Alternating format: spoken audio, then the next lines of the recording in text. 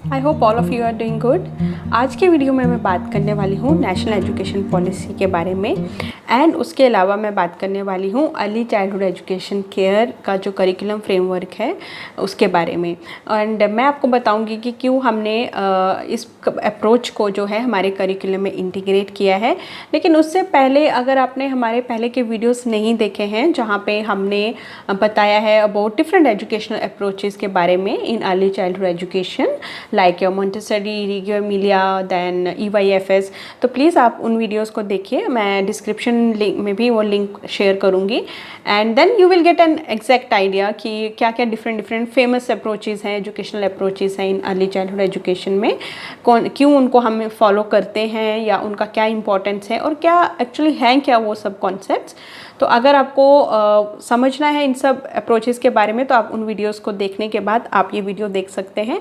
And ये video भी आप पूरा देखिए क्योंकि हमने कोशिश किया है whatever information we have in ECCE हमने उसको इस वीडियो के थ्रू आपको एक्सप्लेन करने की कोशिश की है।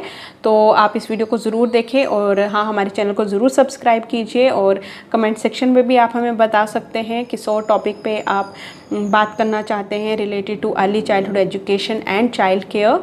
हमारी expert team will always help you. तो चलिए अभी के लिए हम स्टार्ट करते हैं video on national education policy and early childhood education care curriculum framework.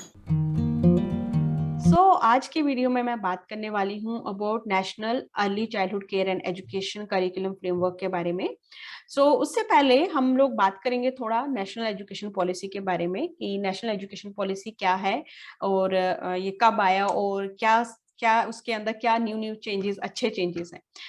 National education policy का जो एम है that is making India a super power, क्योंकि सुपर पावर जो है हमारे बच्चों में है। अगर हम अपने बच्चों को अच्छे से पढ़ाएंगे, उनको एक अच्छा एनवायरनमेंट देंगे तो हमारा इंडिया भी अच्छा होगा, एक सुपर पावर बनेगा। नेशनल न्यू एजुकेशन सिस्टम जो है उनका एम जो है ट्रांसफर करना है एजुकेशन सिस्टम और हायर एजुकेशन को into something we called as India will be a super power. ये जो चेंजेस लाए गए हैं ये आफ्टर 34 ईयर के बाद ये चेंजेस लाए गए हैं। यू कैन सी कि इतने लंबे समय से हम लोग वही ओल्ड एजुकेशन सिस्टम को फॉलो कर रहे थे, तो बहुत एक जरूरत थी इस एजुकेशन सिस्टम को चेंज करने की। बिकॉज हमने जो ऑब्जर्व किया है, हम जो भी पढ़ते हैं हमारे स्कूल कॉलेज में, हम उसको रियल लाइफ में या हमारी जॉब में बहुत कम इम्प्लीमेंट करते हैं। हम पढ़ते कुछ और हैं और हम जॉब कुछ और करते हैं। It was very important to change this old education system. Government ने बहुत अच्छी चेंजेस इसमें वो लेके आए हैं, बहुत सारे अच्छी अच्छी चीजों को भी उन्होंने इसमें इनकॉर्पोरेट किया है। जैसे उन्होंने सबसे पहला काम जो गवर्नमेंट ने किया है, उन्होंने मिनिस्ट्री का नाम चेंज करके इसको मिनिस्ट्री ऑफ एजुकेशन दिया है। इसका एम जो था वो था एक भारत श्रेष्ठ भारत को प्रमोट करना। Then another important thing is language जो है, रीजनल लैंग्वेज में आप पढ़ाई करो, उस पर एम्फेसिस दिया गया है। आप इंडिया के किसी भी कॉर्नर में, किसी भी छोटे गांव में भी पढ़ रहे हैं या आप किसी बड़े शहर में भी पढ़ रहे हैं, तो language will not be a barrier. आप अपनी रीजनल लैंग्वेज से ही लोगों के साथ कनेक्ट कर सकते हैं। ये एक एम्फेसिस दिया गया है इसमें नेशनल एजुकेशन पॉलिसी में। देन जो भी हमारे बोर्ड एग्जाम है, बच्चों के एग्जाम है, सिर्फ बुकिश नॉलेज नहीं होना चाहिए बच्चों को। उसके लिए गवर्नमेंट ने ऐसा सिस्टम लेके आ रहे हैं जिससे वो ज्यादा एप्लीकेशन एंड नॉलेज बेस्ड उनके एग्जाम्स हो या उनकी स्टडी हो। और सबसे अच्छा फायदा जो है, उन्होंने वोकेशनल कोर्सेज जो हैं वो स्टार्ट कर दिए हैं। जो बच्चे वो 6th ग्रेड हैं, they can do this vocational courses. इसमें कुछ भी हो सकता है, job oriented type of courses, आपको बेकिंग करना है, कारपेंटरी सीखना है, पेंटिंग सीखना है, उसमें गवर्नमेंट आपको 10 दिन का इंटर्नशिप प्रोग्राम भी देगी। ये सब चीजें बहुत अच्छी है अगर बच्चे हमारे लाइक 7th ग्रेड में, 8th ग्रेड में कर रहे हैं। They will get an atmosphere कि ओके, रियल लाइफ में चीजें इस तरह से होती हैं। They can have their interest या उनका जो भी एक पर्टिकुलर प्रोफेशन की तरफ they are inclined, they can decide later on their career also, like 10th-12th में वो अपना डिसाइड कर सकते हैं कि मुझे लगता है मैं इस फील्ड में अच्छा हूँ, मेरे को यही फील्ड चूज करना चाहिए। These vocational courses are going to help our kids a lot. Then सबसे अनदर अच्छी बात जो है, more flexibility in choosing the subject. अब यहाँ पे कोई डिफरेंस नहीं रहा कि आपको साइंस पढ़ना है, कॉमर्स पढ़ना है, मैथ्स पढ़ना है। आप कोई भी सब्जेक्ट चूज कर सकते हो जो आपको इंटरेस्ट में लगता है। Depending on your interest you will select the subject. So ये एक बहुत ही अच्छा रिफॉर्म है, बहुत ही अच्छा चेंज है नेशनल एजुकेशन पॉलिसी में। हमारे बच्चे रिस्ट्रिक्टेड नहीं है कि उनको बायो ही पढ़ना है या उनको मैथ ही पढ़ना है। They can choose whatever they want. So mainly जो एम्फोसिस दिया गया है वो दिया है प्रैक्टिकल लर्निंग पे, जहाँ पे बच्चे का ज्यादा दिमाग यूज हो, लॉजिक यूज हो, क्रिटिकल थिंकिंग और सब एक्सपेरिमेंटल स्टडीज पे फोकस किया गया है। अब पहला जो ट्रेडिशनल सिस्टम था हम लोग 10+2 करते थे, लेकिन अब गवर्नमेंट ने उसको चेंज करके 5+3+3+4 कर दिया। इसमें उन्होंने 2 इयर्स अर्ली चाइल्डहुड एजुकेशन के भी ऐड किए हैं and it is they have done it in a very systematic and organised way. जैसे आप देख सकते हैं जो भी बच्चे 3 इयर्स के हैं, बिटवीन 3 to 6 इयर्स के, उन बच्चों को अर्ली चाइल्डहुड एजुकेशन में डाला गया है and they will study, they will get their education through anganwadis. उसके बाद वो प्राइमरी स्कूल में जाएंगे between the age of 6 to 8। तो आप देख सकते हैं जो उन्होंने ये क्लासिफिकेशन किया है very in a very systematic and organised way. So और जो ECCE का डिपार्टमेंट है, अर्ली चाइल्डहुड केयर का डिपार्टमेंट है, वो एक कंबाइनली हैंडल किया जाएगा HRD मिनिस्ट्री के through. Then we have health and family welfare, we have child development, women and child development departments. So ये कलेक्टिवली ये सब डिपार्टमेंट जो है इन ECCE प्रोग्राम को हैंडल करेंगे। So this is another change. सबसे इंपॉर्टेंट कॉन्सेप्ट जो NEP का है वो है इक्वालिटी, क्वालिटी, एसेसिबिलिटी। जैसे इक्वालिटी तो पहले वाले एजुकेशन पॉलिसी में भी था कि सबको एजुकेशन मिलना चाहिए, सबका हक है एजुकेशन पे, तो वो इक्वालिटी है। देन क्वालिटी देना है और सबको इजली एजुकेशन एसेसिबल हो। So these are the foundation of new India, और we will say making India as a super power. So बच्चे जो छोटे बच्चे हैं वो अपने अर्ली चाइल्डहुड एजुकेशन आंगनवाड़ी में गेन कर सकते हैं, वहां पे जाके उनको अर्ली चाइल्डहुड एजुकेशन मिलेगा। नेक्स्ट 2 ईयर जो हो गया, बच्चा जो है प्राइमरी स्कूल में जा सकता है।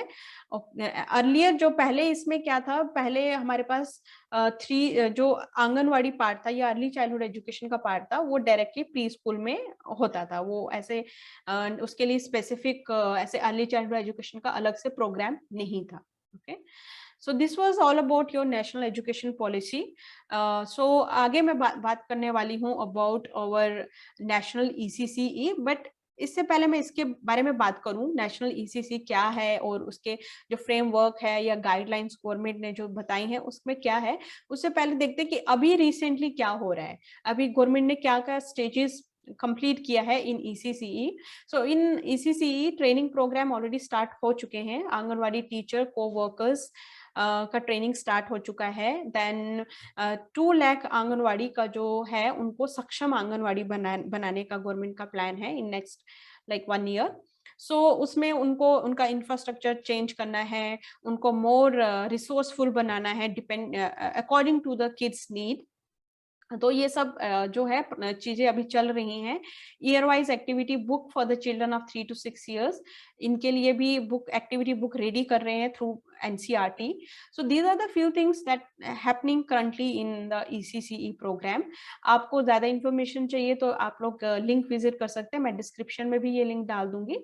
टाइम्स ऑफ इंडिया दिसंबर 2021 का ये न्यूज है कि ये all these things are happening under ECCE program. लेकिन उससे पहले समझते हैं कि ECCE है क्या। अगर आप लोगों को पता होगा व्हाट इज ECCE या जो भी न्यू चेंजेस गवर्नमेंट लेके आ रही है, but you don't have in depth knowledge, not an issue. In this video I will tell you in depth क्या क्या करिकुलम के अकॉर्डिंग, जो भी फ्रेमवर्क है उसके अकॉर्डिंग आपका करिकुलम कैसा होना चाहिए, all about early childhood education age पर नेशनल ECCE मैं वो एक्सप्लेन करने वाली हूँ इस वीडियो में। सो आप जल्दी से सब्सक्राइब कीजिए, अगर आपने सब्सक्राइब नहीं किया है तो जल्दी से सब्सक्राइब कीजिए और वीडियो को पूरा देखिए। Okay, so let's start. तो अकॉर्डिंग टू नेशनल ECCE के अकॉर्डिंग क्या है कि जो बच्चे के पहले 6 साल होते हैं वो बहुत क्रिटिकल होते हैं उनकी ब्रेन डेवलपमेंट के लिए, क्योंकि जब ब्रेन डेवलपमेंट सबसे ज्यादा इस स्टेज पे होता है। Okay, so global brain research also inform us कि इस अर्ली ईयर्स में ब्रेन डेवलपमेंट बहुत इंपॉर्टेंट है और बहुत फास्ट होता है। और as a parent we are as caregiver. हमें बच्चे को क्या करना है, एक स्टिमुलेटिंग लर्निंग एनवायरनमेंट प्रोवाइड करना है। और यहाँ पे जो बच्चे होते हैं 2 to 3 ईयर्स तक, उनको कोई ऐसे फॉर्मल लर्निंग नहीं करवाना है, उनको एक एनेबलिंग एनवायरनमेंट प्रोवाइड करना है। So these are the few things that I have taken from ECC. ECC के जो करिकुलम फ्रेमवर्क है उसमें ये सब चीजें मेंशन किया गया है। Okay, so national ECC curriculum framework में उन्होंने क्या किया, इनको 3 सेक्शंस में डिवाइड किया है। और एज जो है, all the kids below 6 will come under the category of early childhood education. And उनका जो स्कूलिंग या जब वो आंगनवाड़ी में जाएंगे, that age will be 3 years. Below 3 there is you can do your education, kids education at home also, or in a daycare setup. But the early childhood education in Anganwadi will start from the age of 3. उसमें government ने क्या किया है, इसको curriculum को जो frame work है उसको 3 सेक्शंस में डिवाइड किया है। Section 1 is foundation of early care and learning. उसका फाउंडेशन क्या है, why there is a need for early care of and learning. तो इस सेक्शन में क्या क्या डिस्क्राइब किया गया है, क्या क्या बताया गया है कि एज एन इंडियन चाइल्ड हमें उसको कैसे उसका फाउंडेशन करना है ईसीसी का, डिपेंडिंग ऑन और Indian culture and Indian child. So जितने भी उसके ऑब्जेक्टिव हैं या प्रिंसिपल्स हैं वो इस सेक्शन में एक्सप्लेन किया गया है। Then section 2 is goals of early care and learning. So इसमें क्या किया गया है, इसमें गोल बताए गए हैं depending on the domains, developmental domains of a child, जैसे उनका physical, language, cognitive, social, emotional या क्रिएटिव, या जो भी उनके डोमेन है उनको हम लोग कैसे गोल अचीव कर सकते हैं सब किड्स के लिए जो भी अंडर बिलो 6 years है। Okay, then section 3 is program planning and practices. तो यहाँ पे उन्होंने बताया है कि किस तरह से हम प्रोग्राम को इम्प्लीमेंट कर सकते हैं बच्चे की ओवरऑल डेवलपमेंट के लिए, कि केयर गिवर का क्या रोल है या पेरेंट का क्या रोल है, टीचर का क्या रोल है, किस तरह का मटेरियल हमें चाहिए और असेसमेंट का प्रोसीजर क्या है। सो 3 सेक्शंस में ये डिवाइड किया गया। अब आप इस 3 सेक्शंस को या जो करिकुलम का फ्रेमवर्क है, अगर आप उसको EYFS के साथ कंपेयर करोगे तो इट इज समवट सिमिलर। वहां पे भी यही हो रहा था, जैसे मैंने आपको लास्ट वीडियो में भी बताया था जब हम EYFS के बारे में बात कर रहे थे। अगर आप लोगों ने वो वीडियो नहीं देखा है, प्लीज आप लोग वो वीडियो देखो। Whether you are a parent, whether you are a early childhood educator या आपका खुद का डे केयर है, these series are very helpful for you to have the theoretical knowledge about preschool curriculum. So आप उस video में भी देखेंगे तो उसमें भी इस तरह से ही है, प्लानिंग, ऑब्जर्वेशन, असेसमेंट। सो यहाँ पे भी समहाउ सिमिलर ही पैटर्न फॉलो किया गया है। आज के वीडियो में मैं आपके साथ सिर्फ बात करने वाली हूँ foundation of early care and learning की। Second section goals of early care and learning we will discuss in the next video. So foundation of early care and learning, इसको समझते हैं क्या है, इसके अंडर ये जो सेक्शन है इसके अंडर गवर्नमेंट ने क्या बोला है या फ्रेमवर्क में क्या बोला गया है। सबसे इम्पोर्टेंट प्रॉब्लम, इम्पोर्टेंट चीज जो है वो क्या है कि India has a tradition of value. हम लोग ट्रेडिशंस को वैल्यू करते हैं, हम हमारे जिसको संस्कार बोला जाता है, जो बेसिक वैल्यूज या हमारी जो अच्छी अच्छी आदतें बचपन से हम इनकलकेट करते हैं उसके ऊपर बहुत एम्फेसिस दिया गया है। So we have a rich heritage of cultural. तो हम कहीं किसी इंडिया के किसी भी कॉर्नर में है, किसी भी डाइवर्स एरिया में है, हम हमेशा अपने बच्चे को एक अच्छा संस्कार देने की बात करते हैं। जब हम पुराने टाइम में देखते हैं, हमारे बच्चे एक जॉइंट फैमिली में ग्रो करते थे या एक बहुत ही क्लोज्ड एक बहुत अच्छा ओपन एनवायरनमेंट रहता था जहां हम अपने नेबर्स के घर जा रहे हैं, नेबर्स के बच्चों के साथ खेल रहे हैं। सो एक अलग तरह का एनवायरनमेंट था, अलग तरह से हमारा जो अर्ली चाइल्डहुड एजुकेशन हुआ है वो एक बहुत ही प्लेवे मेथड में, but under the observation of our grandparents or our neighbors, or where we were having very social interactions. But अभी क्या हो रहा है, अभी सिनेरियो चेंज हो रहा है। अभी पीपल स्पेशली जो अर्बन एरियाज में रहते हैं, they have the problem of having social friends, या उनके इतना बच्चे इतना ओपन एनवायरनमेंट उनको नहीं मिलता है। So that's why we have to design a program. ऐसा प्रोग्राम हमें बनाने की जरूरत है जो बच्चों की हमारी ट्रेडिशनल वैल्यूज को भी फुलफिल करे। सो जैसे हम बच्चों की बात करते तो India is a diverse country, हमारी डाइवर्सिटी बहुत बहुत बड़ी है। हम we are diverse in term of geography, social, culture, language, economic diversity, then बहुत सारे डिफरेंसेस हैं हमारे within the India culture में। So that becomes difficult to put it in a structured way. So इस curriculum का framework में यही design किया गया है कि किस तरह से हम उसको अलाइन कर सकते हैं अक्रॉस द इंडिया। सो हमें सबसे इम्पोर्टेंट जो ईसीसी के कंपोनेंट्स हैं वो है कि हमें बच्चे को केयर देना है, उसको एक अच्छी हेल्दी एनवायरनमेंट देना है, उनका न्यूट्रिशन अच्छा होना चाहिए, एंड सबसे इम्पोर्टेंटली प्ले जो है, प्ले एंड अर्ली लर्निंग वो होना चाहिए, but in a protective and enabling environment. यहाँ पे ये ईसीसी विजुअलाइज करता है कि हर एक बच्चा एक हैप्पी बच्चा है, हेल्दी बच्चा है एंड कॉन्फिडेंट बच्चा है। जैसे हमारा EYFS है, EYFS प्रमोट करता है every child is a unique child. So here we visualize child as a happy, healthy and confident. Although ECC also बोलता है कि हर एक बच्चा यूनिक होता है, उनकी अपनी एक स्ट्रेंथ और कैपेसिटीज होती हैं, उनका अपने एक अलग लैंग्वेज हो सकती है, उनका एक कल्चरल हेरिटेज एंड डाइवर्सिटी होती है। So depending on that only we have to design a program और करिकुलम जो उसकी सब इस तरह की सब नीड्स को फुलफिल कर पाए। सो ये एक ग्राफ है जहाँ पे आप देख सकते हैं importance of early childhood education. तो यहाँ पे जो ट्राजेक्टरी है पॉजिटिव डेवलपमेंट का, उसमें जब भी हम बच्चे को एक सपोर्टिव एनवायरनमेंट दे रहे हैं तो बच्चे का अच्छा ग्रोथ हो रहा है। जहाँ पे भी हम उनको एक एनेबलिंग एनवायरनमेंट नहीं दे रहे हैं, उनको क्वालिटी ऑफ सर्विस नहीं मिल रहा है, आप उन पे ध्यान नहीं दे रहे हैं, तो बच्चे का क्या हो रहा है, डेवलपमेंट डिले हो रहा है। सो आप ये ग्राफ के थ्रू समझ सकते हैं कि किस तरह से जो अर्ली चाइल्डहुड एजुकेशन है वो हमारे बच्चों के लिए बहुत ज्यादा इम्पोर्टेंट है। सो इंडिया में अर्ली चाइल्डहुड एजुकेशन का concept I will say it's not new. जैसे हमारे इंडियन थिंकर्स लाइक टैगोर या गांधी जी थे, उन्होंने बहुत एम्फेसिस दिया था कि हम बच्चों को अच्छी एजुकेशन दें, और वो एजुकेशन जो है वो मदर टंग में होनी चाहिए, और वो बच्चों के साथ कनेक्ट होनी चाहिए culture wise and socially, it should connect to the kid. So these were the our Indian thinkers जो जिनका एम था कि बच्चे खेलते हैं, खेलने से ही सीखते हैं। जो हमारे घर में भी जो बड़े बुजुर्ग हैं वो भी हमेशा यही बोलते हैं। तो दीज वर द थिंकर्स जो जिन्होंने बहुत एम्फेसिस दिया था। उसके बाद कुछ हमारे डेवलपमेंटल साइकोलॉजी या चाइल्ड डेवलपमेंट के लोग थे, जैसे ब्रूनर था, then we have Gardner, we have so many good psychologists या चाइल्ड डेवलपमेंट वाले लोग थे जिन्होंने थ्योरीज दी थी कि बच्चे जो होते हैं प्ले और एक्टिविटी से खेलते हैं एंड वो लर्न करते हैं through their natural veg.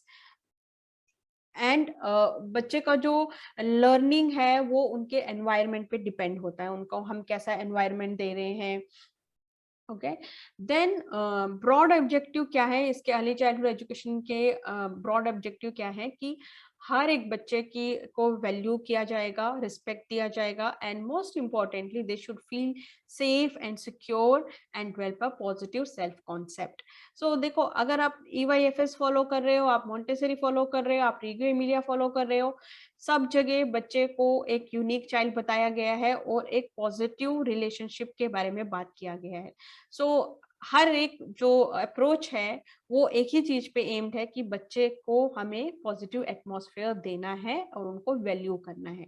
So it doesn't matter आपका डे केयर कौन सा करिकुलम फॉलो कर रहा है, कौन सा एजुकेशनल अप्रोच फॉलो कर रहा है, but they should fulfil all these objectives for the overall development of the child. Okay, और हमें क्या करना है, उनको एक सॉन्ड फाउंडेशन देना ताकि उनका फिजिकल और मोटर डेवलपमेंट हो, उनको गुड न्यूट्रिशन प्रोवाइड करना है, उनको healthy habit, healthy hygiene habits के बारे में सिखाना है, वो सेल्फ हेल्प स्किल सिखाना है कि वो अपने खाने की प्लेट खुद उठा के सिंक में डाल रहे हैं, वो अपने छोटे मोटे काम खुद कर रहे हैं, वो पेरेंट एडिड या टीचर एडिड वहां पे जरूरत नहीं है, kids are self sufficient to do their small small things. Okay, and सबसे important thing is that effective communication. तो ऐसे कहीं पे भी ऐसा नहीं होना चाहिए कि बच्चा आपके साथ बात नहीं कर पा रहा है, whether due to language barrier और child is not feeling safe and secure. So we need to make sure that they are getting a good environment there they can do the effective communication. So हमें उनको जो भी हम activity provide कर रहे हैं या उनको जो भी एनवायरनमेंट दे रहे हैं, इट शुड बी स्टिमुलेटिंग। हमें उनको गाइड नहीं करना है, हमें ऐसा एनवायरनमेंट देना है जहाँ पे वो हमें लीड करें कि what is their interest and what is their developmental thing going on. So we need to provide the stimulation for their interest. So these are the few objectives of early childhood education। ठीक है, उनका social skills होना चाहिए, emotional wellbeing, बच्चों को समझ आना चाहिए कि उनके खुद के इमोशंस को वो कैसे कंट्रोल करें। If they are happy, they are sad, they should know how to control their emotions. Okay, and सबसे इम्पोर्टेंट पॉइंट जो मैंने देखा है कि जब आपका बच्चा स्कूल जाता है या आप एक डे केयर सेटअप में भी प्लान कर रहे हैं बच्चे को डालने का, तो पेरेंट्स ना बहुत डरे रहते हैं कि मैं कैसे करूंगा, मेरा बच्चा तो रोता है, मेरे बिना रोएगा, मैं इसको डे केयर में डालूंगा, स्कूल में डालूंगा। सो वेल, उसके ऊपर हम एक पूरा वीडियो बनाएंगे आगे कि कैसा ट्रांजिशन होना चाहिए, whether your child is shifting from day care to school और फ्रॉम चेंजिंग द स्कूल या in other terms changing the environment. तो वो ट्रांजिशन, आपको स्मूथ ट्रांजिशन कैसे करना है, हम आपको किसी और वीडियो में बताएंगे, जहां पे हम आपको टिप्स ट्रिक्स भी देंगे जो आप यूज कर सकते हैं for a happy transition of your child. So इसका अर्ली चाइल्डहुड एजुकेशन का ये भी एक ऑब्जेक्टिव है कि हमें एक स्मूथ ट्रांजिशन को एनेबल करना है from ECC center to the formal schooling, and overall focus is the development of the personality of a child। Okay, then principles, उसके बाद कुछ प्रिंसिपल्स हैं अर्ली चाइल्डहुड एजुकेशन के, अर्ली लर्निंग एंड डेवलपमेंट के। So development and learning जो होगी वो सब डोमेन्स में होनी चाहिए, whether it is cognitive, whether it is language, कोई भी ले रहे हो, और हर एक डोमेन जो होता है एक दूसरे को इम्पैक्ट कर सकता है, करता है। Okay, like changes are development in one domain facilitate और hinder the development of another domain. Okay, तो बच्चे की स्टडी जो होती है ना, वो एक सीक्वेंस या एक पैटर्न फॉलो करता है, जिसके बाद क्या कर सकता है वो कॉन्सेप्ट यूज करता है कि क्या चीज कहाँ अप्लाई करनी है। तो वो एक सीक्वेंस में स्टडी करता है। जैसे आपने घर में भी ऑब्जर्व किया होगा, बच्चा क्या करता है, अंडरस्टैंड करता, ओके मुझे ये प्लेट किचन में रखना है, so there is a sequence of things going on in his mind, that child follows the sequence. जब वो बच्चा वो सीक्वेंस को फॉलो करता है, उसके बाद वो उसको अप्लाई करता है।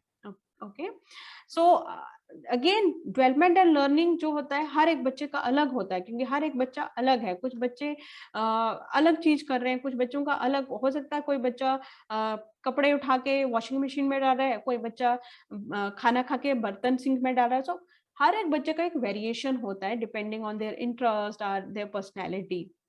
ओके, सो उनको हमें एक एक्सपेरिमेंटल एनवायरनमेंट देना है बच्चे को, जहां से वो इस तरह के जो नो एंड अप्लाई वाली चीजें हैं उनको वो कर सके।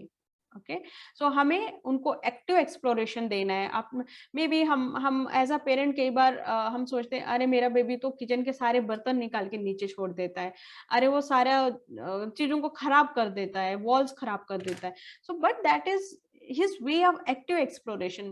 बेबी समझ रहा है कॉज एंड इफेक्ट को। अगर आप उसको हिंडर करते हो, आप उसको रोकते हो, आप उसको डांटते हो, नहीं ऐसा नहीं करना, तो आप कहीं ना कहीं बच्चे को हेल्प नहीं कर रहे हो।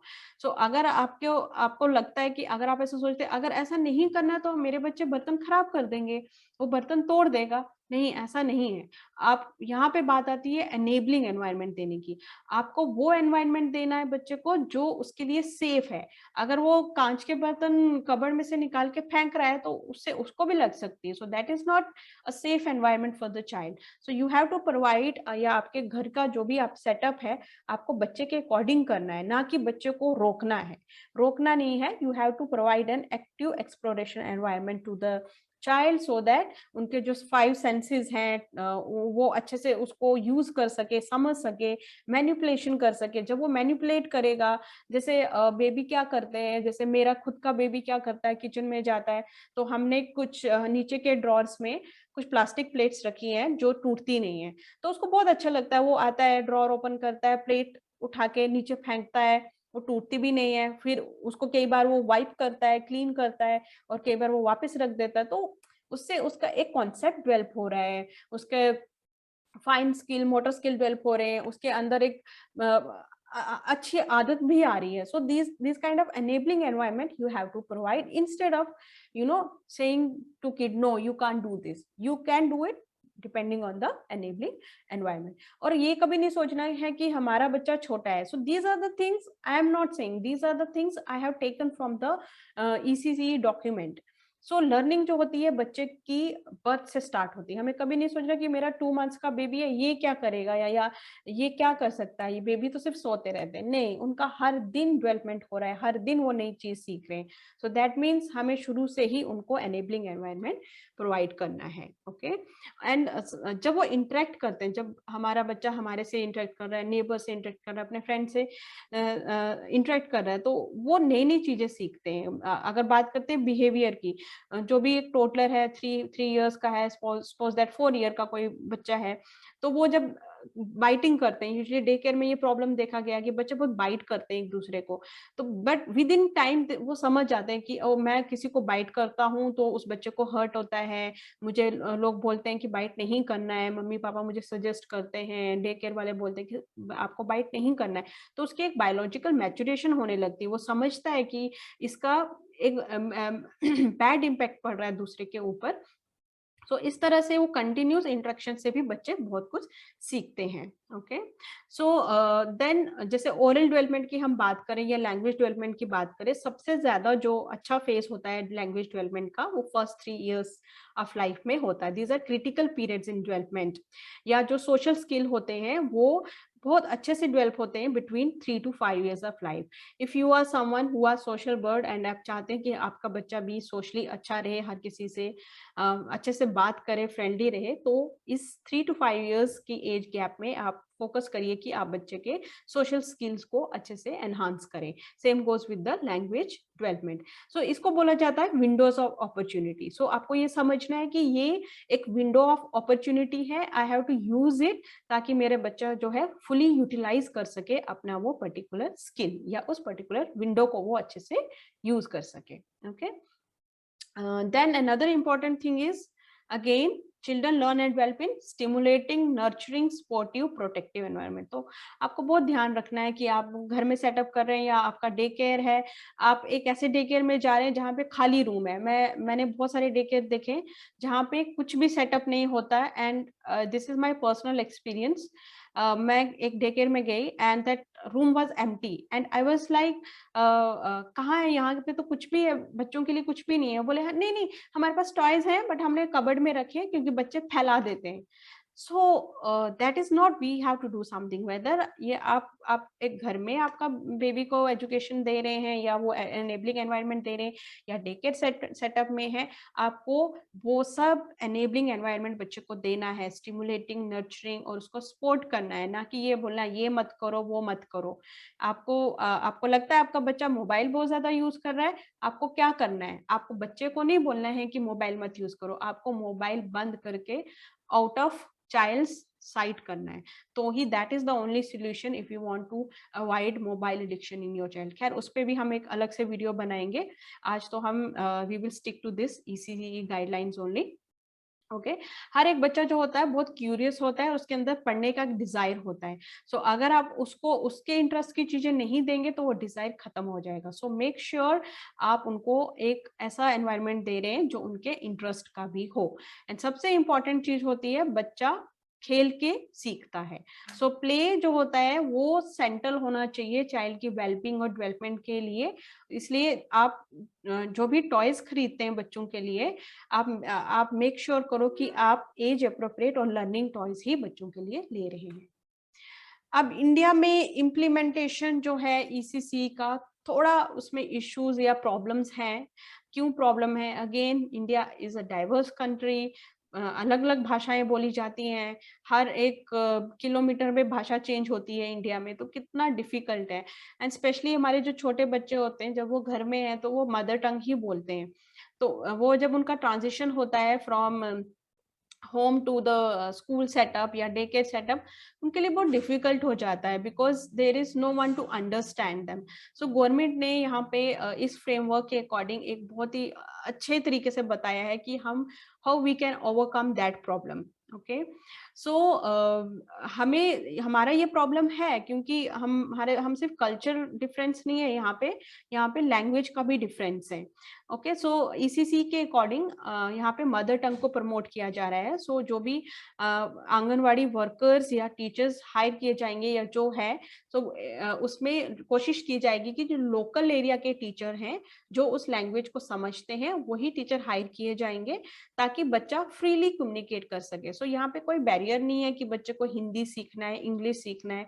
First they have to learn, they have to speak their only home language, या घर में जो भी बच्चा उनका मदर टंग है, टीचर को भी उसी भाषा में बात करना है। इट्स ओके, समटाइम्स जरूरी नहीं है कि टीचर को सारी लैंग्वेज आ जाए, ही और she can speak the language completely, but जो वर्ड कंफर्टिंग वर्ड्स हैं बच्चे को समझना वो बहुत जरूरी है। So that is the think government is this ECC curriculum mention that जो भी हम लोग हायरिंग होगा विद इन लोकल कम्युनिटी होगा, so that kids will feel safe. क्योंकि जब बच्चे क्या होता है, अगर वो कहीं ऐसे पर्सन से कांटेक्ट करते हैं जिसको उनकी लैंग्वेज समझ नहीं आती, तो बच्चा जो होता है उसको अच्छा एनवायरनमेंट नहीं मिलता है और उसके अंदर डर रहता है बात करने का। And then once child is comfortable with the ECCE sorry early childhood educator, then slowly we can do and start with their Hindi or English, whatever is preference language for your daycare or your preschool. उसके बाद धीरे धीरे with the help of parents we can start introducing the second language, but first language या first emphasis is always on mother tongue. आप उसको एकदम से pressurise नहीं करेंगे यहाँ पे कि आपको इंग्लिश में बात करना है या हिंदी में बात करना है। So we have to promote mother tongue here. So this ये एक बहुत ही अच्छा मेरिट है इसका ईसीसी का, क्योंकि ये हमें भी एज अ टीचर हमें भी एक चांस देगा अलग भाषा सीखने का, और हमारी क्लास में जो होगा बच्चे जो होंगे अलग अलग लैंग्वेज बोलने वाले होंगे, तो this is another way of enhancing their vocabulary. So this is something very good in ECCE. So यहाँ पे जो होता है, जैसे हमने EYFS में डिस्कस किया था कि वहां पे भी एम्फेसिस जो है अभी दिया जा रहा है लैंग्वेज को, तो यहाँ पे भी सेम है। तो बच्चे की लिसनिंग और बोलने का जो है वो मेजर एक्टिविटीज होनी चाहिए क्लास में, and after that we can focus on reading and writing. Okay, तो अगर आपको वो लैंग्वेज नहीं आती है, तो बच्चे की होम लैंग्वेज नहीं आती है, तो टीचर को क्या करना है, फ्यू वर्ड्स पिक करना है, कंफर्टिंग वर्ड्स, जिसके साथ वो बच्चे के साथ बात कर सके। ओके, एंड हमें बच्चे को एनकरेज करना है कि वो अपनी लैंग्वेज में ही खुद को एक्सप्रेस करे, क्योंकि होता क्या है, जब हम एक ऐसे एनवायरनमेंट में जाते हैं जहां हर कोई हिंदी बोल रहा है या हर कोई इंग्लिश बोल रहा है, तो हम थोड़ा सा डिप्रेशन में आ जाते हैं, थोड़ा सा हमारे ऊपर प्रेशर आ जाता है। So but as a educator we need to promote कि बच्चा अपने लैंग्वेज में फ्रीली खुद को एक्सप्रेस कर सके, और वो हमें उस पर ध्यान देना पड़ेगा इनिशियल स्टेजेस में। That is called settling period. तो we need to be focus more on the settling period, क्योंकि सेटलिंग जो बहुत अच्छा हो, एक फ्रेंडली एनवायरनमेंट में हो, ताकि वो लाइफ लॉन्ग जो है समझ सकें कि नए सिनेरियो में या नई सिचुएशन में जाने पे कैसे खुद को अडॉप्ट करना है। Okay, and then later on, once you are comfortable with the child is comfortable with you, then slowly second language हम उनको introduce करना start कर सकते हैं with the help of parents। ठीक है, यहाँ पे गवर्नमेंट ने क्या किया है कि जैसे हमने हर एक एजुकेशन अप्रोच डिफरेंट डिफरेंट है। कोई उसको EYFS उसको एज वाइज करती है कि जो बच्चे 0 to 1 ईयर्स के हैं वो एज एक क्लास में होने चाहिए, बट यहाँ पे ECCE में मल्टी एज ग्रुपिंग किया गया है, वन साइज फिट्स ऑल। तो यहाँ पे जैसे 3 to 6 ईयर्स के बच्चे हैं उनको एक कैटेगरी में डाला गया है। इसके बहुत सारे फायदे भी हैं कि बच्चे जो होते हैं, कुछ बड़े बच्चे हैं, कुछ छोटे बच्चे हैं, so it all depend on the varying needs of the their learners. So एक जो मल्टी एज ग्रुपिंग होता है उसमें उसके फायदे भी बहुत सारे हैं कि बच्चे एक दूसरे से सीखते हैं, छोटे बच्चे बड़े बच्चों को देख के इंस्पायर होते हैं कि बड़ा बच्चा क्या कर रहा है उसको देख के इंस्पायर होता है। एंड सोशली इमोशनली भी देखा जाए तो जब छोटे बच्चे क्लास में रहते हैं तो बड़े बच्चे थोड़े ज्यादा सेंसिटिव होते हैं। So these are the benefits of having multi age grouping. But multi age grouping का मतलब ये नहीं है कि आप एक साथ ही सब बच्चों को एक जैसा ही काम करवा रहे हैं, एक जैसी एक्टिविटी करवा रहे हैं। वहां पे भी ईसीसी फ्रेमवर्क में मेंशन किया गया है कि कॉन्सेप्ट ऑफ डिफरेंशिएशन, क्योंकि हर एक लर्नर का या हर एक बच्चे का अपना एक नीड होगा। सो आपको वो डिफरेंशिएट करना है डिपेंडिंग ऑन कंटेंट, बच्चे को क्या पढ़ना है। ओके, देन प्रोसेस, उसका प्रोसेस कैसा होना चाहिए, किस तरह की आप एक्टिविटी दे रहे हो, प्रोडक्ट किस तरह के टॉयज आप यूज कर रहे हो, आप किस तरह के उनको प्रैक्टिस, बार बार प्रैक्टिस, जो मानो कोई एक्टिविटी आप उनको दे रहे हो लर्निंग, जैसे फोनिक्स बच्चा पढ़ रहा है तो एक दिन में फोनिक्स तो सीखेगा नहीं, उसको वही चीज बार बार रिहर्स करनी पड़ेगी, बार बार प्रैक्टिस करनी पड़ेगी, and then he or she will apply that to in their life, real life scenario. So these are the differentiation factors in ECC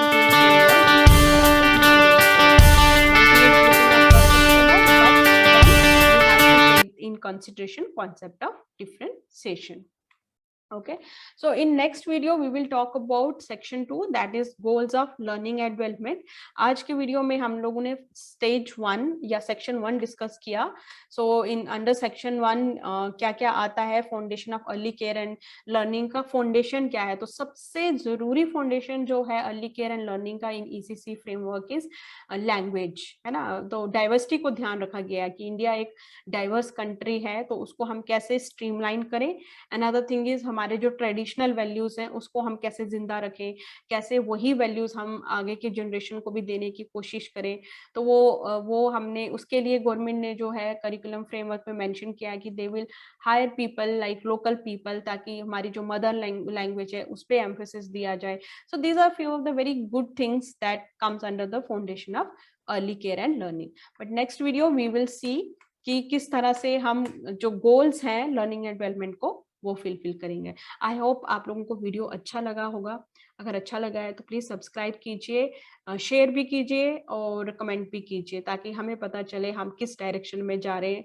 और आपके कुछ भी क्वेश्चंस हैं related to early childhood education और चाइल्ड बिहेवियर, प्लीज आप हमारे comment section में डालिए। हमारी एक्सपर्ट टीम उन पे वर्क करके आपके लिए आंसर्स लेके आएगी। Thank you so much.